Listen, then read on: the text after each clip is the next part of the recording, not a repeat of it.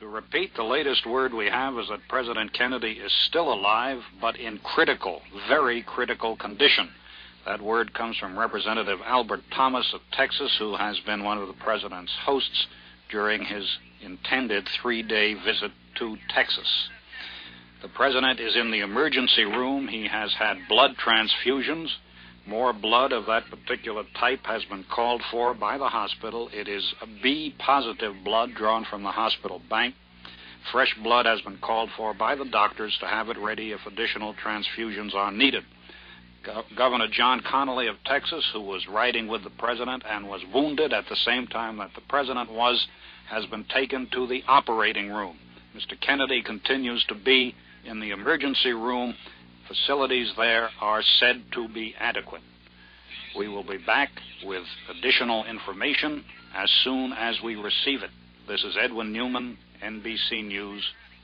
I beg your pardon, I am told to continue because there is a bit more information.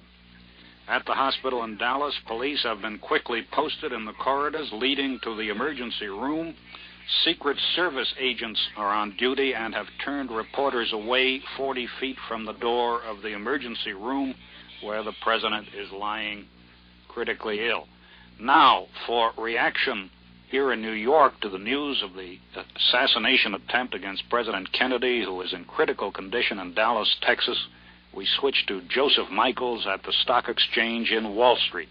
The Stock Exchange itself has just suspended trading. A Board of Governors meeting was called by Keith Funston immediately after the terrible news was received, and the decision after the market was running slow and it tumbled about 2.5 points, 12 minutes behind on the ticker, with many issues suspending immediately, was that the market itself should suspend. I'm down here at Wall Street. There are lots of people here. Perhaps we can talk to some of them. Excuse me, but did you hear the news, sir? Not quite. I couldn't hear. I was standing all the way out here. How about you? I didn't hear anything. I just was. Did you know what happened? Yes, I did. How do you feel about it? I don't know. It's shocked. Very bad. Shock. Terrible shock to the country and everything else. I don't know. It's unbelievable to think something like that could happen. Do you think it's a dangerous thing for us all? I certainly do. Where was the FBI? How do you think the street will react to this, sir? Well, I guess the market will go down. It always does in a tragedy. The vote in critical condition, huh? So we hear told. Do you think this will have any serious effect on the market, sir? On what? On the market? I doubt it. Why? Well, I'd have to think. I doubt very seriously. The general condition of people here was that the ones that we've talked to so far was that this is an awful thing. This is Edwin Newman, NBC News in New York.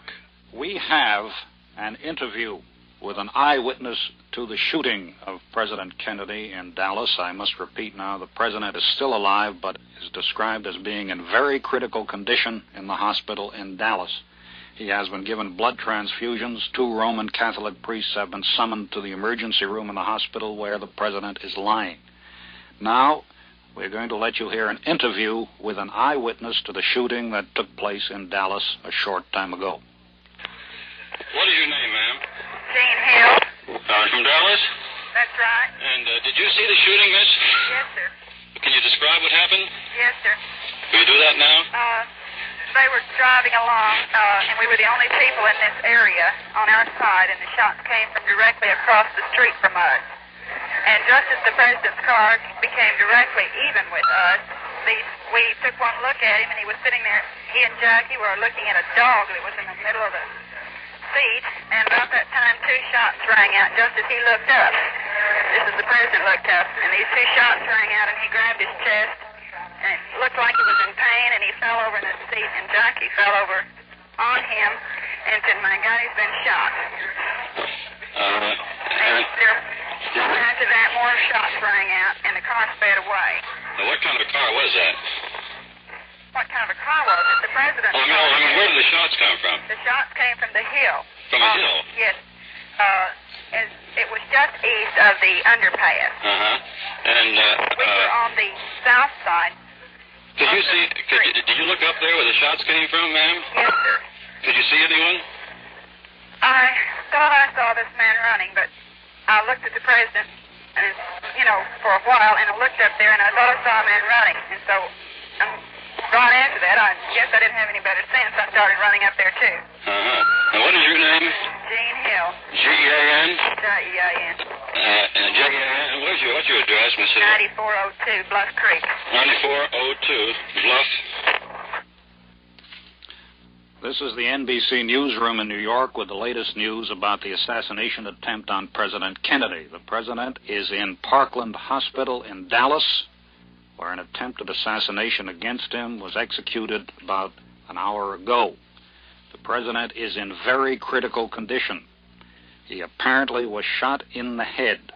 Mr. Kennedy has had blood transfusions. 2 Roman Catholic priests were called to the emergency room where he is lying. We do not know who called them there. Governor John Connally, who was in the car with the president, also was shot. He has been taken to the operating room in the hospital. An assistant to Governor Connally said he asked him how it happened, and the governor replied, "I don't know. I guess from the back they got the president too." The governor was shot just below the shoulder blade in the back. There had been a report that Vice President Lyndon Johnson was slightly wounded. We now hear from Mrs. Lyndon Johnson, the Vice President's wife, that the Vice President is fine. Asked whether her husband had been wounded, she shook her head negatively. Mrs. Kennedy was riding with the president when he was wounded. She cried, "Oh no," as she saw him shot and cushioned his head as he fell. Now, for the latest details, we switch live to station WFAA in Dallas.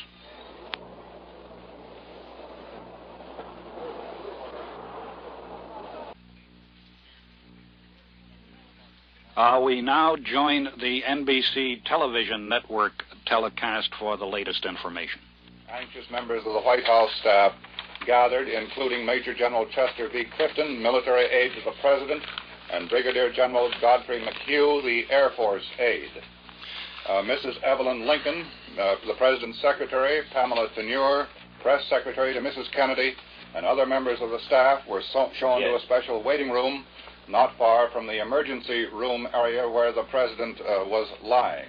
As Frank McGee has reported on direct word from our correspondent in Dallas, a crowd is gathering outside Parkland Hospital in Dallas.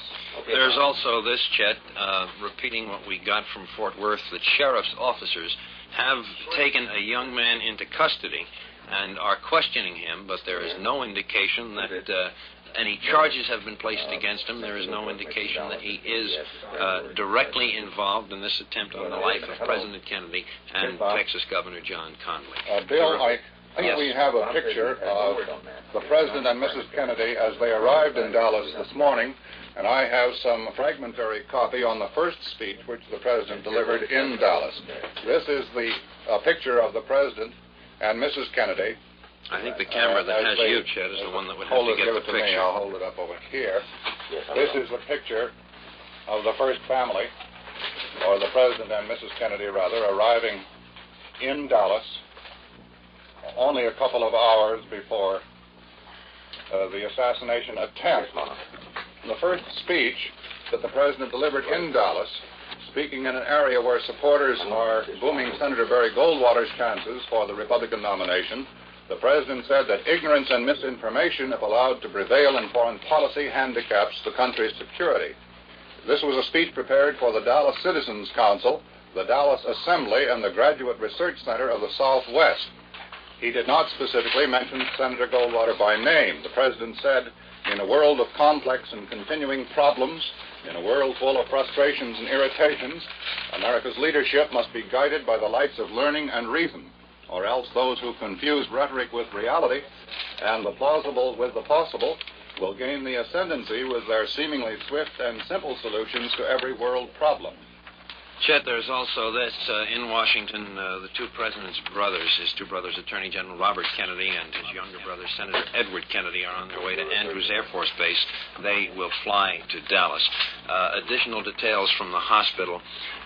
Vice President Lyndon Johnson has not been injured in this attack on President Kennedy and Texas Governor Connally.